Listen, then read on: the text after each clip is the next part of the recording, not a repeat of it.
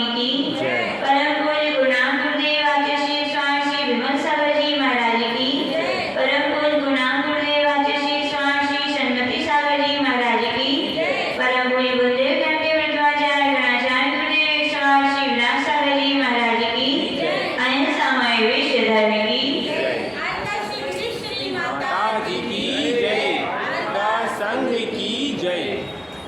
हम सभी यहाँ पर श्री जैन देव के सर्वांश निश्चित भव्य जीवों के पुण्योदय से जो निश्चित हुई है और भव्य जीवों के जो कल्याण में बहु उपयोगी है, ऐसी उन जिनेन्द्र भगवान की वाणी के जिनके लिए आचार्य दिगंबराचार्यों ने लिपिबद्ध किया, उन दिगंबराचार्यों की मास श्रृंखला में श्री परम पूज्य आचार्य कुंद कुंददेव हुए और उनकी ही परंपरा में जिन्होंने त्रैणशाल नाम का ग्रंथ लिखा और उसी परंपरा में परम पूज्य गणाचार्य गुरुदेव श्री विलास सागर जी महाराज हुए, जिन्होंने उस त्रैणसार पर रत्नात्रय वर्धनी टीका को लिखा।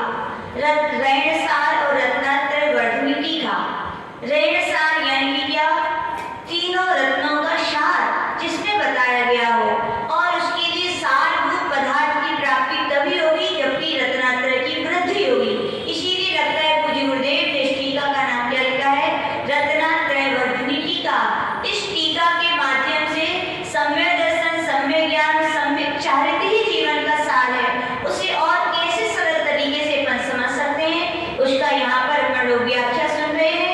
आचार्य भगवान कह रहे थे सब कुछ मिल जाए, लेकिन सम्यक दर्शन ना हो तो क्या है, कुछ भी नहीं है। सम्यक दर्शन के लिए अपन ने कई परिभाषाएं पढ़े हैं। सच्चे देव साधुओं के ऊपर श्रद्धा करना भी क्या है, सम्यक दर्शन है। सात तत्वों पर श्रद्धा करना भी सम्यक दर्शन है। क्या कहें, अपनी आत्मा में रुचि हो जाने के नाम भी क्या है, सम्यक दर्शन है। सम्यक दृष्टि नियम से अप्यरुचि, आत्मा में रुचि रखने वाला है, तो क्या उसके लिए आत्मा के अलावा अन्य पदार्थों में क्या श्रद्धा नहीं है? श्रद्धा तो है, क्या है, श्रद्धा है, क्योंकि सात तत्वों में आत्मा तो एक जीव तत्व है। यदि अपन कहेंगे उसे आत्मा के अलावा अन्य पर श्रद्धा नहीं है तो भी नहीं बन सकता। क्यों नहीं बन सकता?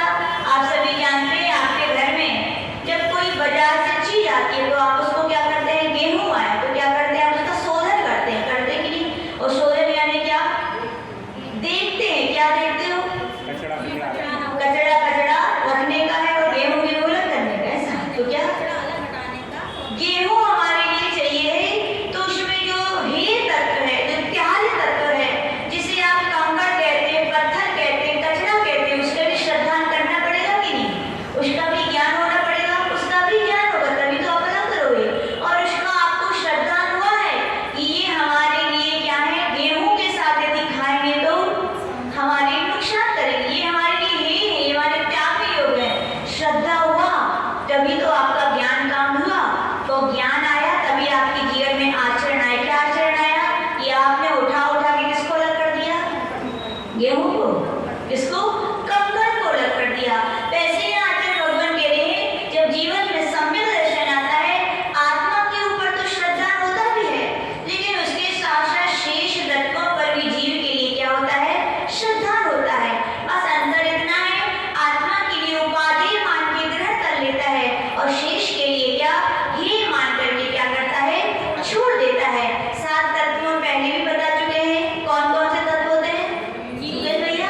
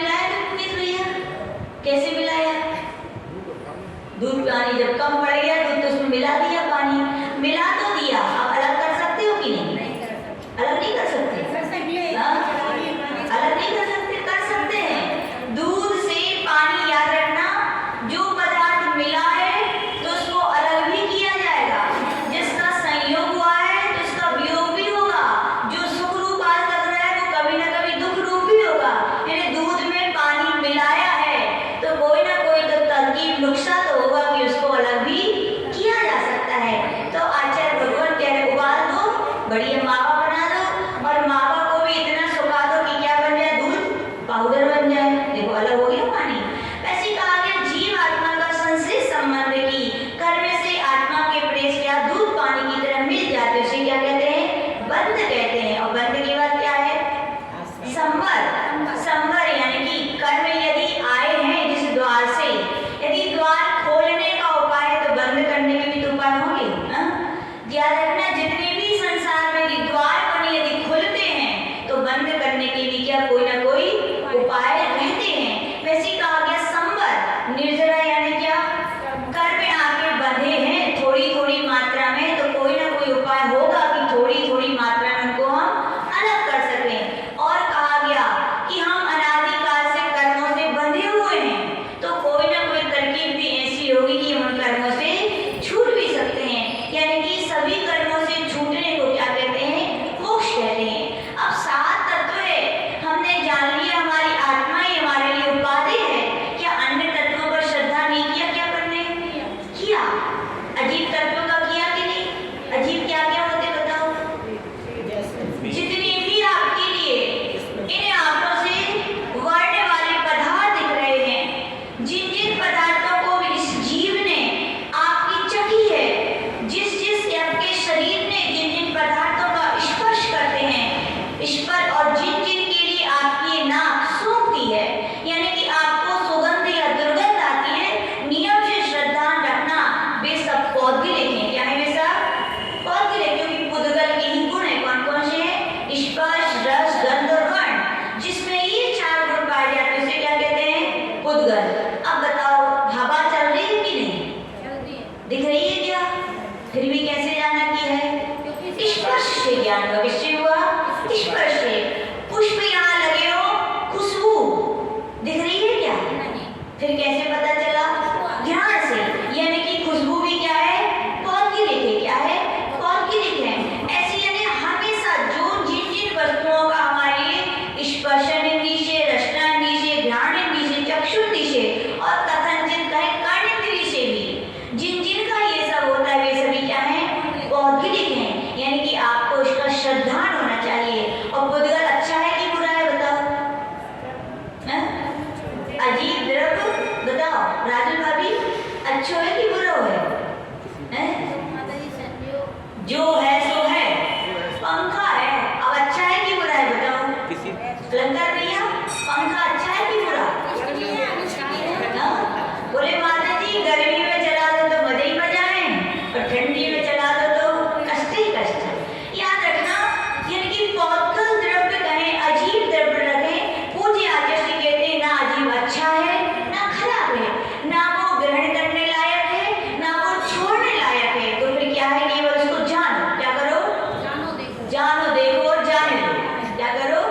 जानो, देखो और जाने दो। यानी जीव अजीब तत्व है, घीर तत्व है, उसको क्या करो? जानो। लेकिन अपन क्या करते हैं? जानते देखते तो हैं, तब तक तो कर्म का बंध नहीं होता। होता है क्या?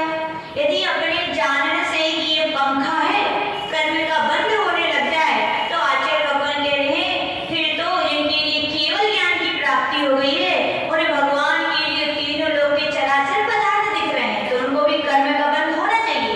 तो यहाँ पे आचार्य भगवान कह रहे हैं अजीब द्रव्य को केवल जानने देखने से क्या होता है? कर्म नहीं बनते। कब बनते हैं कर्म? जब उनमें अपन क्या करते हैं? अरे गर्मी है, आनंद आ गया, पंखा चालू, क्या हो गया? राग। और ठंडी में अरे अरे बंद कर, ठंडी लग रही, बीमार करना है क्या? क्या आ गया? द्वेष। तो कर्म का बंध कब होता है? जब राग और द्वेष करते हैं। समझ में आ रही है बात? पुद्गल यानी जितना द्रव्य है, ना अच्छा है ना बुरा है, ना उसे ग्रहण करना है ना छोड़ना है। और बताओ, पुद्गल को क्या ग्रहण कर सकते हो?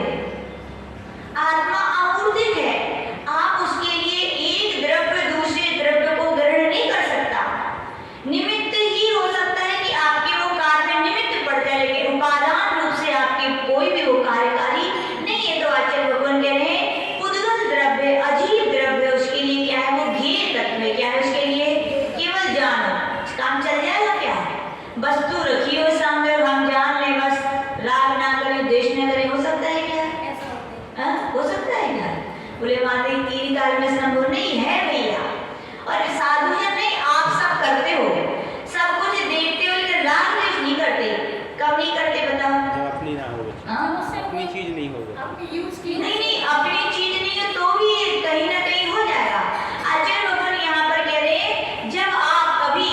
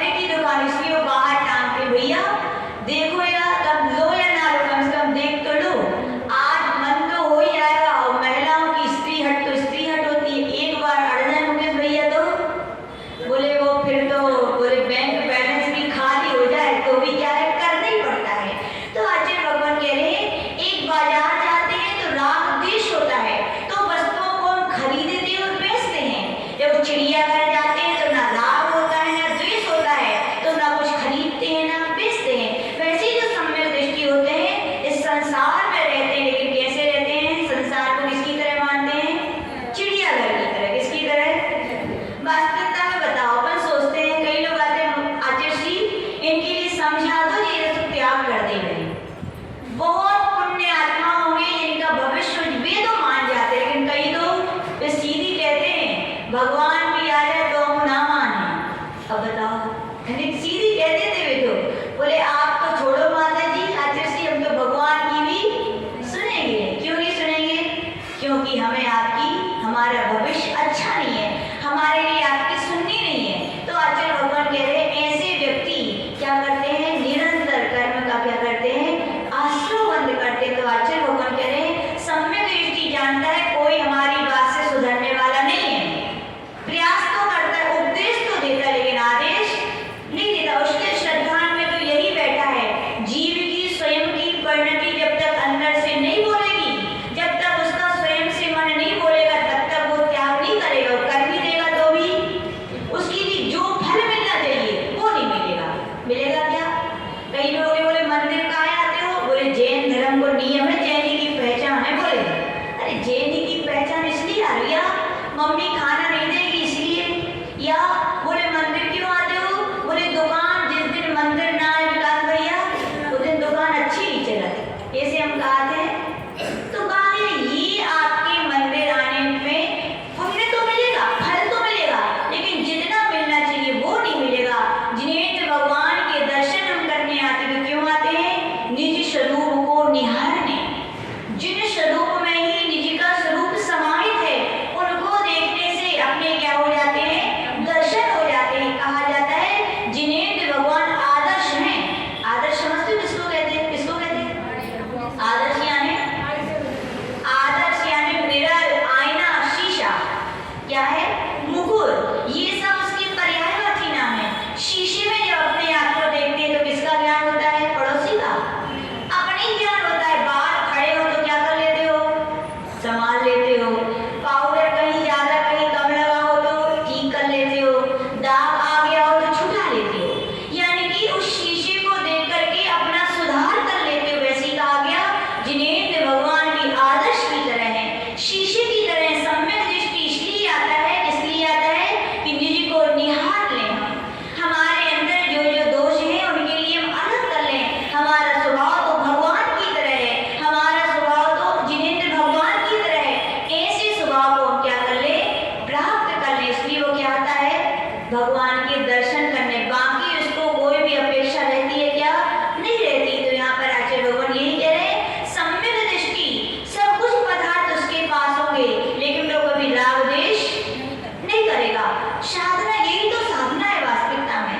आचार्य जी समंदर मध्य महाराज से पूछा कि आचार्य तो किसे कहते? सीधा कह रहे हैं राग द्वेष निवृत्ति चरणम प्रतिपद्यते साधु।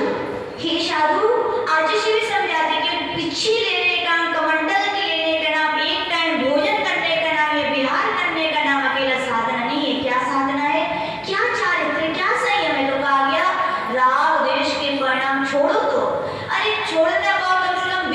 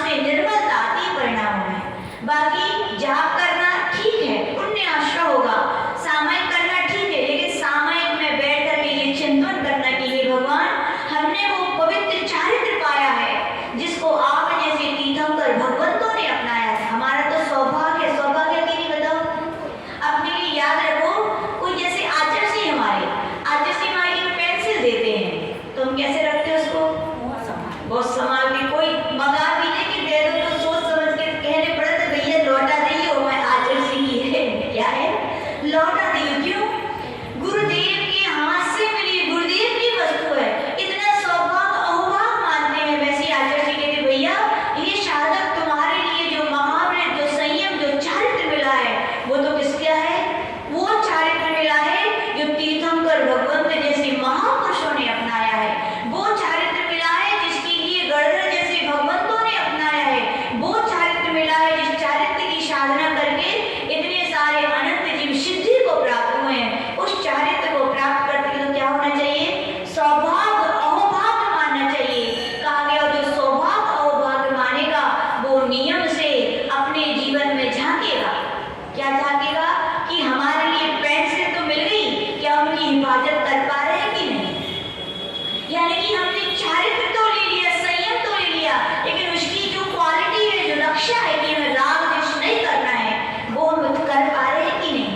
उनसे बच पा रहे हैं कि नहीं? तो आचार्य भगवान यही कह रहे हैं जो सम्यक दृष्टि होता है सब कुछ उसके पास होता है, लेकिन वो कोशिश क्या करता है? उनसे हटने की। क्या करता है? उनसे छूटने की। याद रखना जितना छोड़ोगे दुनिया आपके पीछे उतनी भागेगी। भागेगी कि नहीं? भागेगी, नियम है। देखो तीर्थंकर भगवंतों ने सारा वैभव छोड़ा, भागी कि नहीं? लौकिक माता पिता का घर परिवार छोड़ा तो सौधर्म इंद्र सेवा में लग गया। सौधर्म इंद्र भी के साथ कुबेर लग गया, और तो कहा गया स्वर्ग का सारा वैभव उनके समोषण में लगा दिया। जितना छोड़ा सब कुछ मिलने के बाद भी तीर्थंकर भगवान के लिए सिंहासन लगाया गया, फिर भी वे कहाँ बैठे?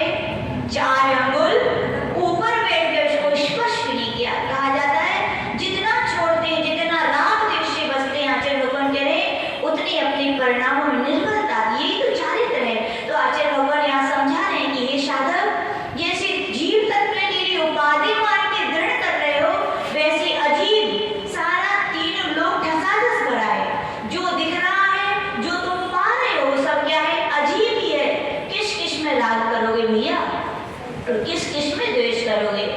नीम कैसी लगती है? बोले अच्छी नहीं लगती। बोले मुंह टेढ़ा हो जाता है नीम का नाम सुन के। आपके लिए ऐसी है, लेकिन ऊंट से पूछो तो ऊंट कहेगा नीम से जैसा कोई अमृत मिठाई नहीं है। नीम क्या ऊंट के लिए सबसे प्रिय वस्तु है। तो नीम अच्छी है बुरी है क्या?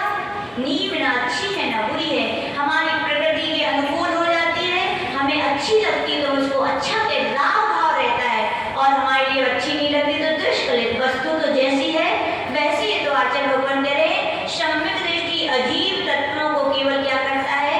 जानता और देखता है, उसमें फंसने का प्रयास नहीं करता।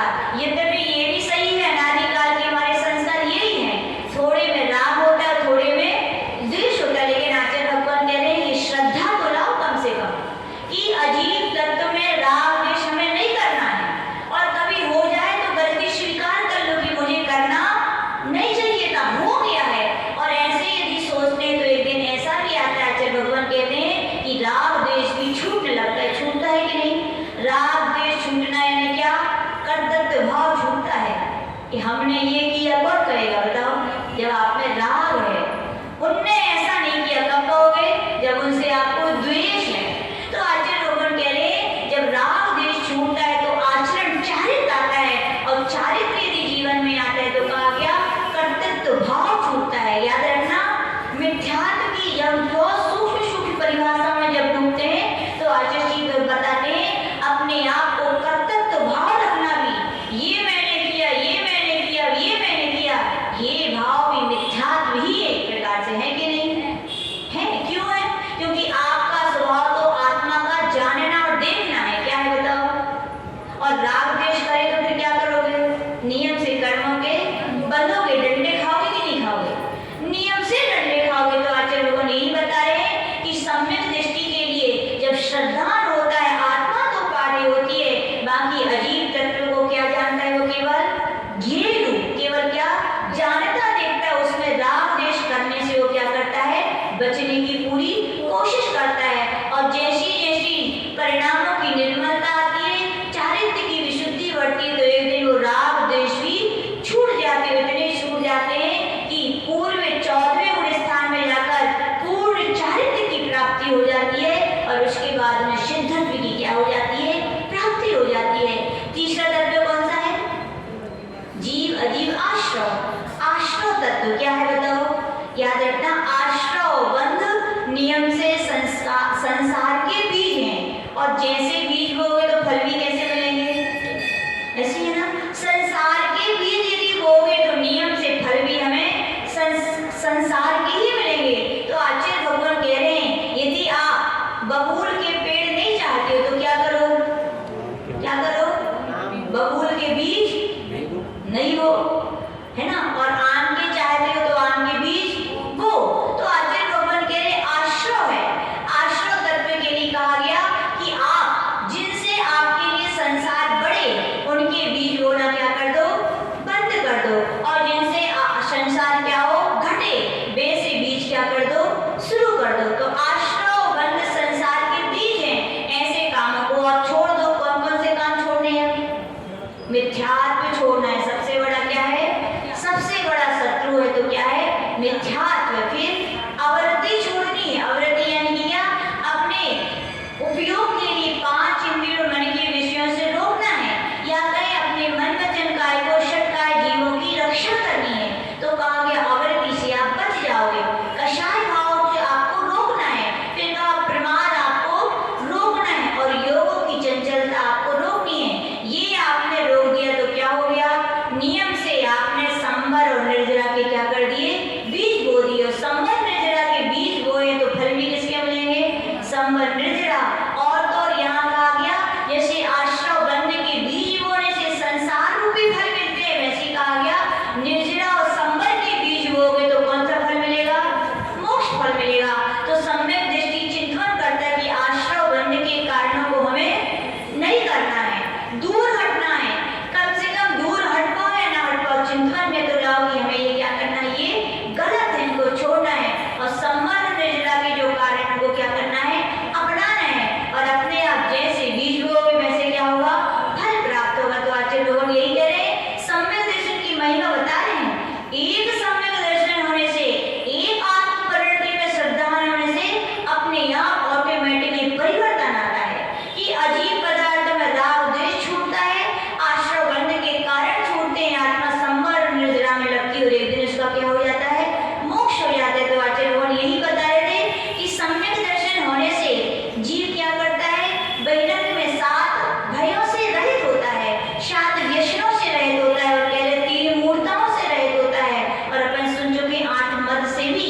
और यहाँ पर आचार्य भगवान कह रहे नियम से ऐसा जीव 6 अनायतनों से भी क्या होता है? रहित होता है। 6 अनायतन। आयतन कौन होते हैं? आयतन यानी कि जिनका अपन आश्रय है, जिनसे अपनी आश्रय लेने से अपनी आत्मा का कल्याण हो। और अनायतन क्या होते हैं? जिनका आश्रय लेने से अपनी आत्मा का अहित हो। तो कितने होते हैं अनायतन? 6 होते हैं। कौन कौन से होते हैं? तो यहाँ पर आचार्य भगवान अपनी टीका में कहने जा रहे हैं, षड्नायतानि मिथ्या देवा, मिथ्या देव आराधका, मिथ्या तपा, मिथ्या तपस्वी, मिथ्यागमा, मिथ्यागमधरा इत्येतानि अनायतनानि एतेषां संगति सदृष्टिनां कृते त्याज्य भवति। सीधा स्पष्ट कह रहे हैं कि आप यदि सम्यक दृष्टि हो तो कह रहे हैं कृते त्याज्य, उस सम्यक दृष्टि के लिए ये 6 अनायतन त्याज्य ही होते हैं। क्या हो रहे हैं? कब तक व्यक्ति किसी दूसरे की सेवा करता है बताओ? जब तक उसको अपेक्षा रहती है। क्या रहती है? बताओ, एक नौकर किसी दुकान पे काम क्यों करता है?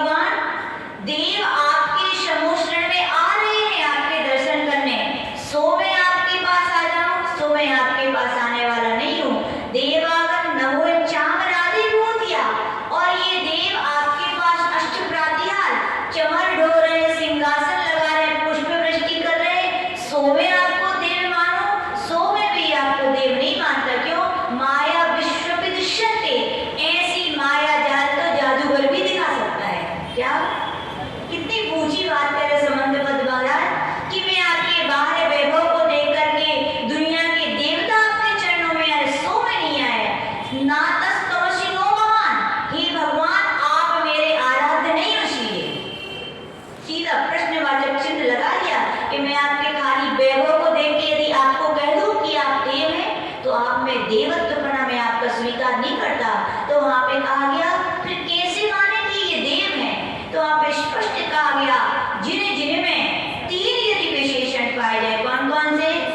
मोक्ष मार्गस्य नेतारं वेतारं कर्मभूतां ज्ञातारं विश्वतत्त्वानां वन्दे तद्गुणलब्धे। ये तत्वास्तु का ऐसा मंगलाचरण है जिस पर आचार्य समंत बद्ध महाराज ने देवागम, इसके ऊपर अष्टशती नहीं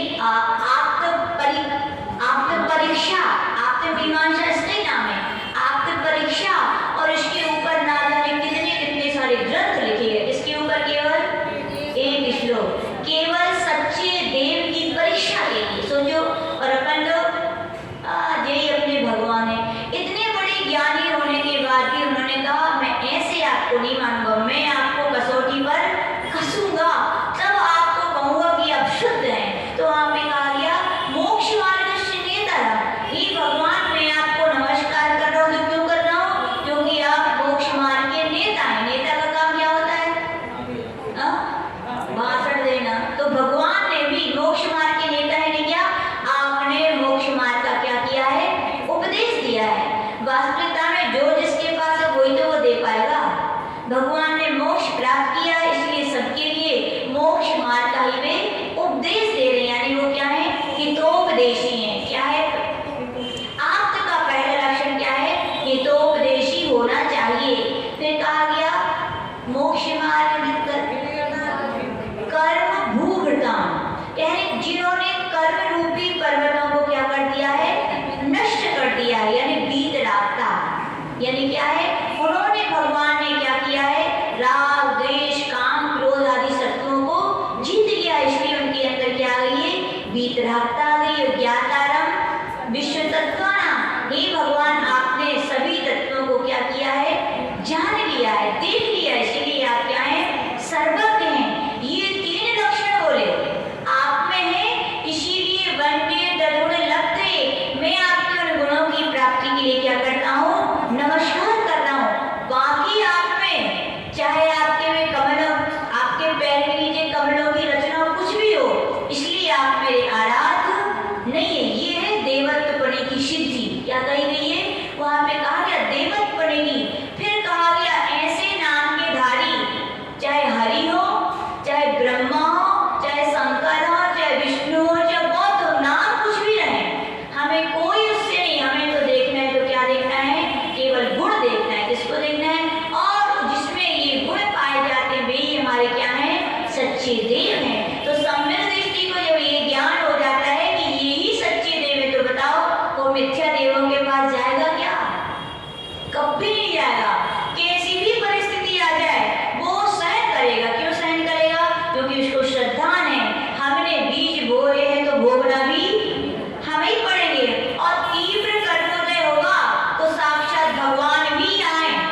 माता पिता तो सोचते ही सबके, एक बार भगवान भी सोचते चलो भैया बहुत बड़ा भक्त है, वो सेवा करता है, उसके कष्ट दूर कर दे, तो हो पाएंगे क्या? नहीं हो पाएंगे। तीव्र कर्मोदय में कोई किसी का न दुख दूर नहीं कर सकता। यदि ऐसा होता तो बताओ भगवान पारसनाथ के ऊपर 7 दिन तक उपसर चला, क्यों याद नहीं है कि धरने पद्मावती को? तीव्र कर्मोदय था। आदिनाथ भगवान के लिए 6 महीने उपवास करने के बाद 7 महीने 9 दिन तक विधि नहीं मिली।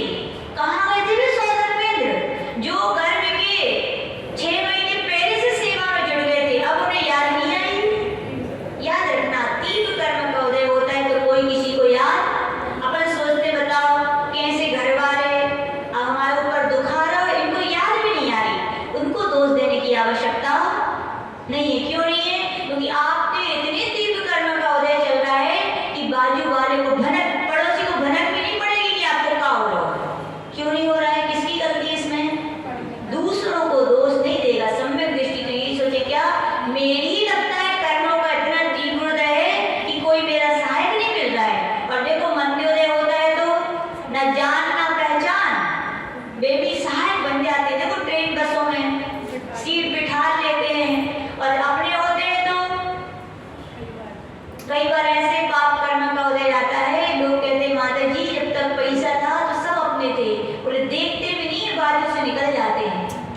क्योंकि इस पर उसकी गलती नहीं है, किसकी गलती है? स्वयं के पाप। ऐसा जिसको श्रद्धा हो जाता है तो क्या सोचता है जब मुझे ही भोगना है, मेरी कर्मों को दे।